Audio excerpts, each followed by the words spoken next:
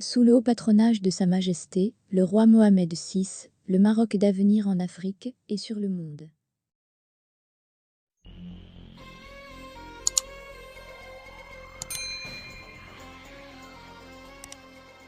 Discours du roi Hassan II pour organise une grande marche verte, le 6 novembre 1975 pour le Sahara marocain.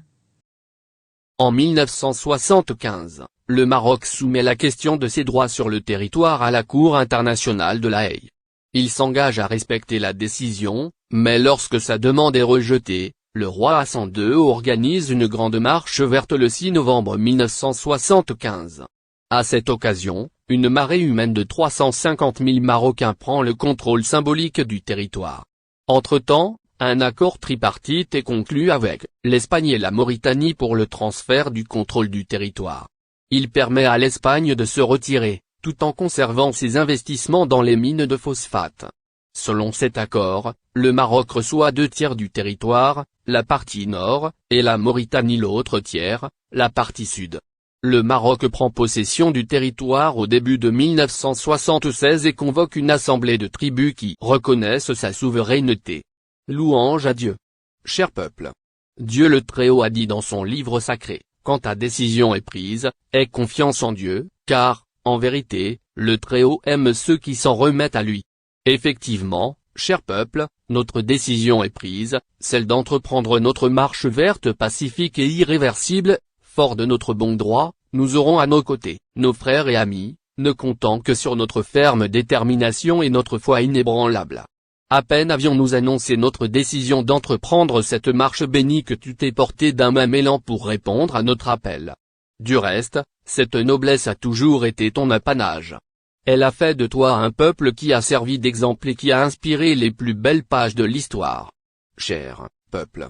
Ainsi que nous l'avions affirmé, la marche verte constitue pour nous une source où nous avons puisé, pour nous et pour les autres, des leçons et des enseignements.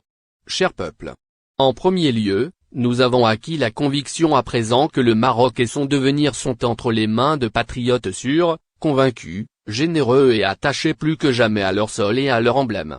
Tu administres ainsi la preuve, une nouvelle fois, cher peuple, de ta capacité de te dépenser, sans limite aucune, corps, âme et biens. Pour ta patrie, tu sais sacrifier spontanément jusqu'au réconfort d'être dans ton foyer. Ta conduite constitue véritablement un motif de fierté pour celui que Dieu aura désigné pour présider à ta destinée. Il ne peut qu'en louer le Tout-Puissant et l'implorer de l'assister pour s'acquitter envers toi des devoirs de sa charge. Quant aux enseignements qu'il convient de tirer, en second lieu, ils résident dans le fait qu'à présent nous avons pu identifier d'une manière précise qui sont nos véritables amis et frères et ceux qui ont voulu voir le problème de la même optique qu'un étranger. Au niveau de ce qui a été écrit et dit à ce propos, nous avons pu constater qu'au début, certains n'ont pas cru devoir nous prendre au sérieux. Ils y ont vu une aventure et une manœuvre politique destinée à couvrir nos problèmes et nos défauts. En fait, ceux qui ont tenu ou écrit de tels propos se divisent en deux catégories, ceux qui ne connaissent pas le Maroc et on ne saurait leur en tenir rigueur, et ceux qui, malgré leur parfaite connaissance de notre pays, ont maintenu leurs allégations. Ce faisant, ces derniers ont donné libre cours à leur ressentiment à l'égard de ce pays qui, grâce à Dieu, ne cessera d'administrer des leçons et des exemples. Cher peuple. Nous n'avons pas manqué d'enregistrer ta réaction et de suivre ton comportement aussi bien dans les campagnes que dans les confins du Sahara depuis que nous t'avons annoncé notre décision d'entreprendre la marche verte. Nous n'y avons relevé que satisfaction, sérénité, réjouissance et liesse. Cher peuple. Par ce comportement, tu as sans doute pu incarner ce que notre époque a faim d'oublier, parmi tant d'autres voies, celle de la paix et de la conciliation. La marche marocaine constitue de nos jours un véritable miracle, car l'homme semble oublier qu'il peut, par une simple marche pacifique, aboutir à des résultats que n'en obtiendrait une entreprise militaire. Cher peuple.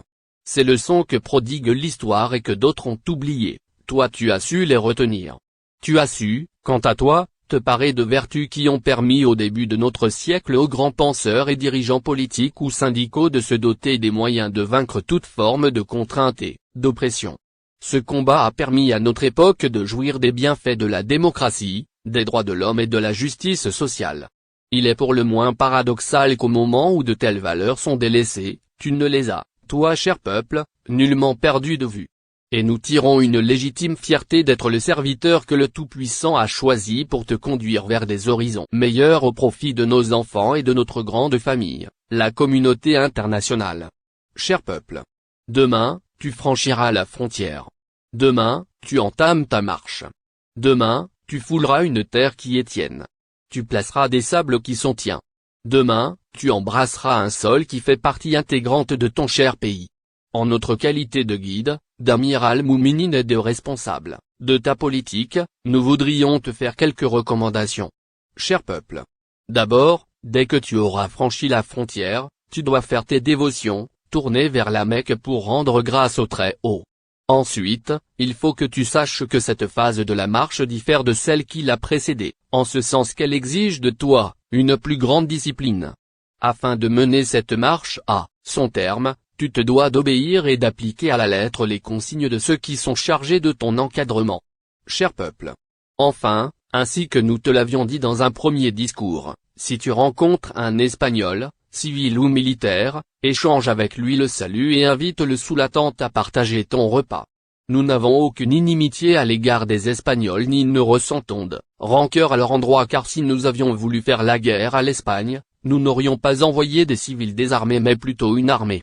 Nos intentions ne sont nullement belliqueuses et nous répugnons à toute effusion de sang. Bien au contraire, notre marche est pacifique. Salue donc tout Espagnol que tu pourrais rencontrer. Et si d'aventure, il tire sur toi, poursuis ta marche, armé de ta seule foi que rien ne saurait ébranler. Au terme de cette marche, ta conscience n'en sera que plus satisfaisante. Et s'il advient, cher peuple, que des agresseurs, autres qu'Espagnols, attentent à ta marche, sache que ta valeureuse armée est prête à te protéger. Cher peuple. Ce sont là quelques recommandations que nous avons voulu te faire avant que tu entames ta marche. Nous aurions voulu, cher peuple, prendre la tête de cette marche. Cependant, le devoir qu'un chef suprême lui impose de rester à son poste de commandement pour veiller à l'exécution de ses ordres et demeurer en contact permanent avec les différentes parties du royaume. Sache, cher peuple, que nous sommes de tout cœur avec toi et que notre communion ne sera que plus renforcée lorsque tu fouleras cette terre bénie. Cher peuple. Ce qui nous réconforte et nous réjouit à la fois, est que demain, lorsque ta marche s'ébranlera, le drapeau marocain ne flottera pas seul. Il sera entouré, par la grâce de Dieu, d'autres drapeaux appartenant à des pays frères arabes et africains dont l'histoire est prestigieuse. Va, donc, de l'avant, par la grâce de Dieu. Que Dieu raffermisse tes pas et fasse en sorte que ta marche soit celle de la victoire du peuple marocain et de nos frères sahraouis, qu'il nous tarde vivement de retrouver. Louons le Très-Haut de nous avoir guidés dans la voie du salut, implorons-le de perpétuer ses